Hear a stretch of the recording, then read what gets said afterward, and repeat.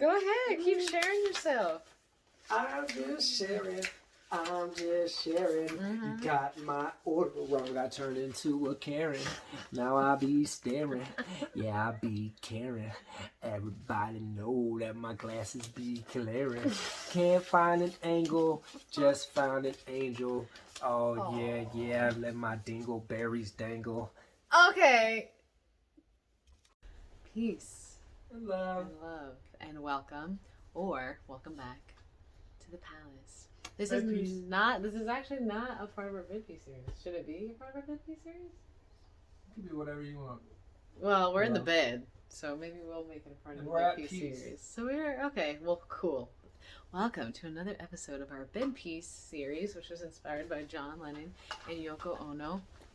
Today, just energetically, just to let you know how I'm feeling, the nodes have switched into Taurus. Uranus is direct in Taurus, is all hanging out in my 4th house, but I'm also a Venus in Taurus. So I'm just kind of integrating the new energy that's currently happening. Just let you know where Sleepy I'm boy. at. Yeah, it's dark. You can see that I didn't want to turn on the lights. I want to get comfy. I just want to lay down. But we're going to talk about some menstruation real quick. It's not going to be a super long video.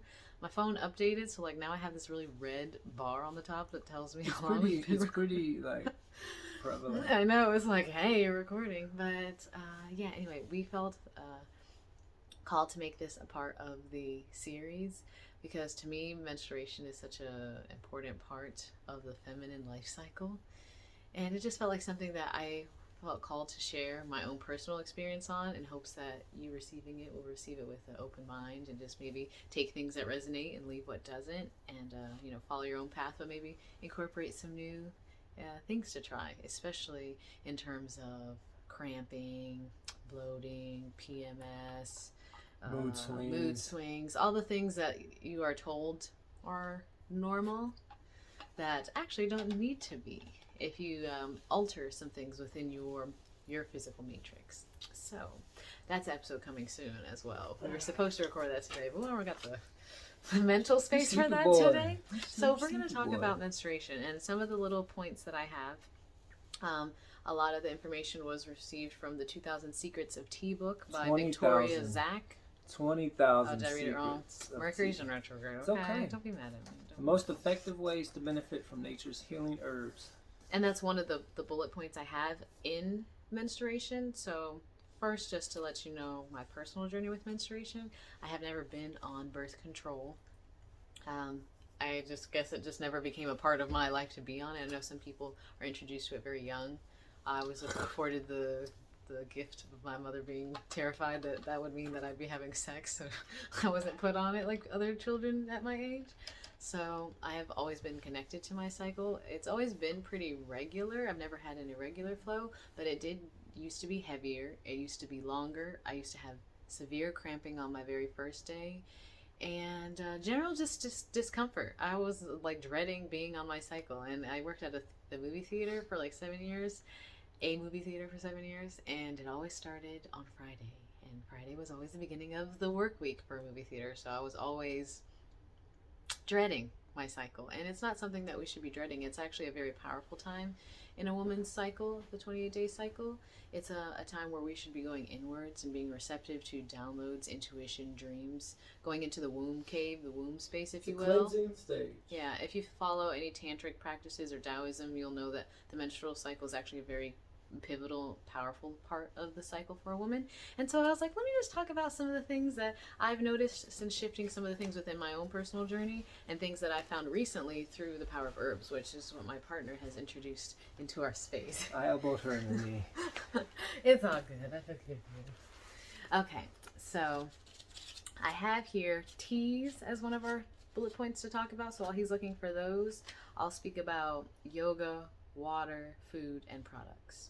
Now, are you ready? No. Okay. Incorporating yoga into my my flow, if you will, my yogic flow into my menstrual flow. Already there's a connection to your body that you're going to increase in doing yoga. Also lengthening your muscles, adding more blood flow to areas of your body that you don't typically create blood flow to. When I was a yoga teacher, I remember having a lot less cramping on my cycle, but I still hadn't necessarily fully shifted. I think I didn't fully shift into going vegan yet, but that also drastically altered the flow of my cycle as well.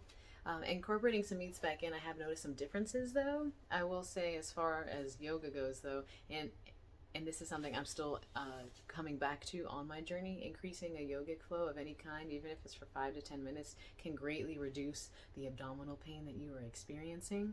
But even stronger than that, I would say food and water and the products that you use. Yeah, what you intake. What you put into your body. And so, as far as the water thing goes, I'm just a strong proponent of not even just drinking like an alkaline water or reverse osmosis or spring water is the way. Is how he will quote that. He's like, spring water. That's for spring water. That's what you really want to go towards. But not even just incorporating water in that sense, but also making sure you're drinking enough.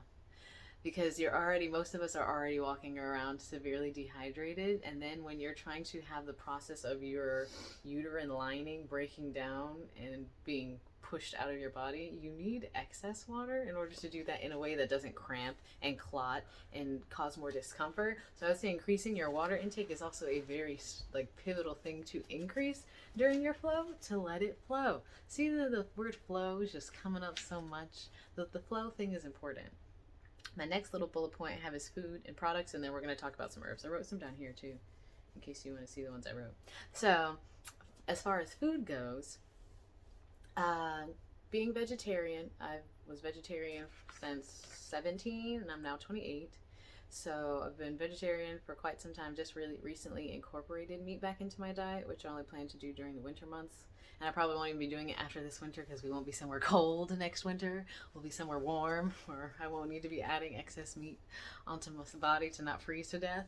But for this winter, I did recently reincorporate meat, but for the most part, really outside of incorporating meat, making sure that your food isn't highly processed. It doesn't have high amounts of sugar, carbohydrates, hydrogenated fats, trans fats, yellow dyes, red dyes, glucose, all this other stuff. Natural flavors. Yeah, natural flavors. There are a lot of things on an ingredient list that can exacerbate any kind of agitation with your body in general. And then on top of your menstrual cycle, you're just adding more like gasoline to your cramping, PMSing, just menstrual fire. So for me personally, when it comes to food, and I even notice this especially during the time of my cycle, I'll start drinking way more water than I usually do because I know I don't want to cramp. If I keep my water take high, I cramp less. If I'm watching what I'm eating, especially like during the time of your cycle, if you eat something, I know especially if you're PMSing before your cycle and you're like, I want something salty, I want something sweet, I want this, I want that.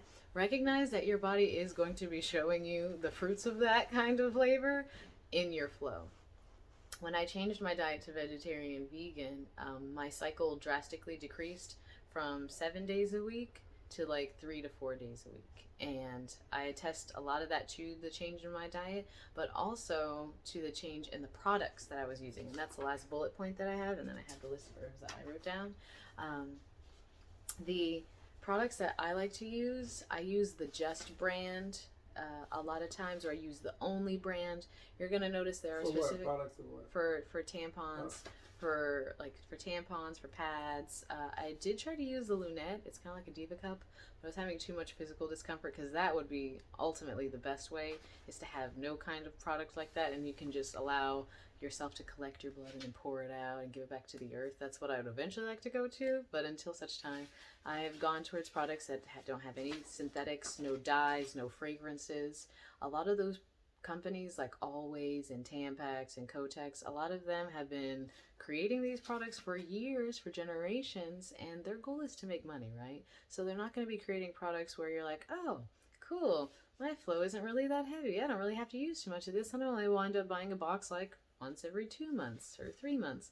Instead, a lot of the times the dyes, the synthetic fibers, the fragrances that they're adding, especially those ones that say they absorb more blood, are releasing a chemical that induces more bleeding. It increases your flow, it increases cramping, so that way you want to purchase more pads because you're bleeding more. You want to buy some Midol, I think it is, so that you will get rid of your cramps. And so a lot of those companies do not have your best interest at heart. So I don't even recommend, and some of you may say, well, you know, Kotex and Tampax and Always, they have products now that are organic. Well, I don't want to support a company that's just trying to jump on a wave because they recognize people are starting to take better care of their bodies and say, oh, well, now let's make some products like that, because your original goal wasn't ever intended to be helpful or healing to me. It was to create more harm and more money for yourself. So I still don't support those products anyway. Like I said, I'll link below this video the products that I like to use, and I noticed my cycle also significantly decreased in when I switched to using these products. So now my cycle is typically about 3 days, and I still was having cramping on my very first day, and it's always kind of been like that for me until the tea, which has just been recently added into my cycle. And I will say that I kind of found out that I wasn't cramping by accident because I had like a cold right before one of my last cycles that I had. So I was drinking a lot of sniffle tea. But the sniffle tea actually had an herb in it that in this tea book decreases or ultimately removes all cramping, all bloating, all menstrual pain. Huh? With the cramp bark? There's literally a thing in here called cramp bark. Oh, no. It wasn't cramp bark. Out of this list, I believe, well, it's not a raspberry leaf. It was raspberry leaf. The raspberry leaf is one of the best ones for suppressing menstrual cramps. I have a list of herbs here, but like I said, he's looking through the book as well. But once I drank this, I was drinking this sniffle tea for like 3 days in a row before my cycle even started because I just had a cold. And then on my cycle, 0 cramps. And at first I thought it was because I just incorporated meat back into my diet and I had enough proteins that my body wasn't like pulling away from the proteins in my abdominal wall in order to cramp. And so I was like, oh my gosh, it's because I ate this meat. Oh my gosh, I have no cramps. So then I thought about it and I was like, oh, it was the herbs in the sniffle tea. We get fuzzy.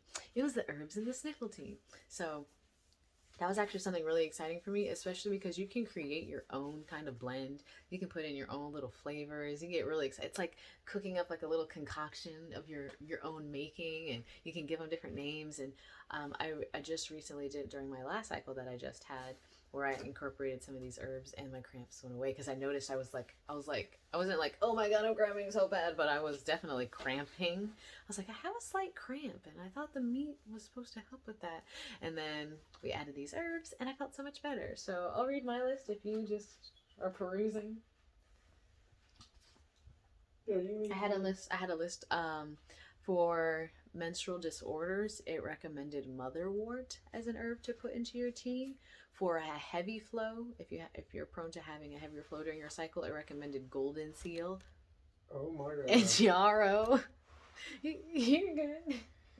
You just lay right there, okay? You just take yourself a little nap. When it comes to wanting to regulate your flow and creating a more regular every like 28-day cycle, mine usually syncs to the new and the full moon, so it's kind of easy for me to tell. Like it'll go on the new moon for a while, then it'll jump onto the full moon. It recommends chasteberry and dong quai.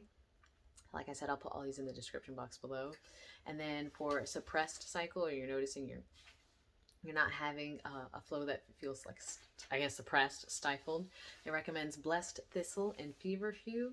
And then I added raspberry leaf to the list because that's like one of the main major ones that I found in the book as I was perusing the book for your menstrual cycle. And then I realized that was in my sniffle tea and I was like, it's all coming together. But yeah, I didn't want this video to be super long, and it's only 13 minutes, and I'm not going to try and make it 20 minutes just to make it 20 minutes. You know what I'm saying? Because I just wanted to get some information out. I just wanted to talk a little bit about how important it is to hydrate well on your cycle, to eat healthy foods that are from the earth and healthy for your body, because then you'll have a healthier cycle and a healthier flow. How you can add herbs to help with some of the ailments and pains and aches that you may feel that accompany your cycle. And incorporating some physical movement with yoga. That's good for your body during your cycle as well. And that's all I really wanted to say. You know, just putting that out into the ethers. The herb called cramp bark. That's so funny. Also called the Gilder Rose. It's called the Comforter of Cramps or for cramps. The beneficent part is the bark. Oh. Particularly good tea for women who struggle with extreme lower body stress during PMS and menstruation, which can include a cold, heavy feeling in the lower body, abdominal pain, uterine pressure, back pain, bladder distress, leg aches, and fluid retention. Cranberry bark is a uterine tonic and a sedative with strong Spasmodic. antispasmodic Like having properties spasms. to relieve backaches, muscle tension, pains in the legs, and bearing down pressure. It's soothing to the nervous system, and it's diuretic. It's a diuretic to relieve bloating and fluid retention. Let's see. I had some 1444 on the camera. There it is. You know how we do. Oh yeah, we're trying to get to 144,000 subscribers. So we are getting to 100. we are getting. So thank you for being a part of that. Yes, thank you for subscribing. Black cohosh. It's also recommended. Okay. Is that on the list? Hormone balance. Menopause isn't a measure of a woman's estrogen level. It's the balance of progesterone, estrogen, and Mercury's in retrograde, and he is a Mercury in retrograde himself. So this is just his thing. This is that how needs it to be goes. addressed, along with nutrition, exercise, and the whole woman. Mm-hmm. And it's different for each woman. So yeah, that's just to name a few. Yes. This is a good book. Great book.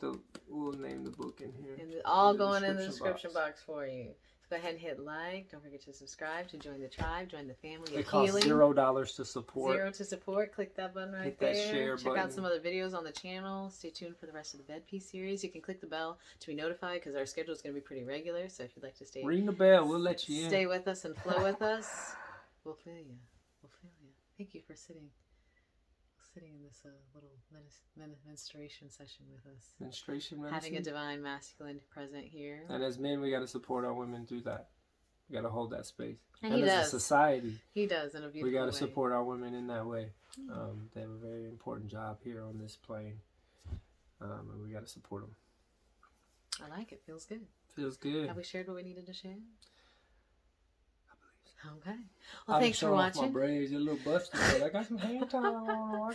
We'll see you in the next one. And until then, peace and love. and love.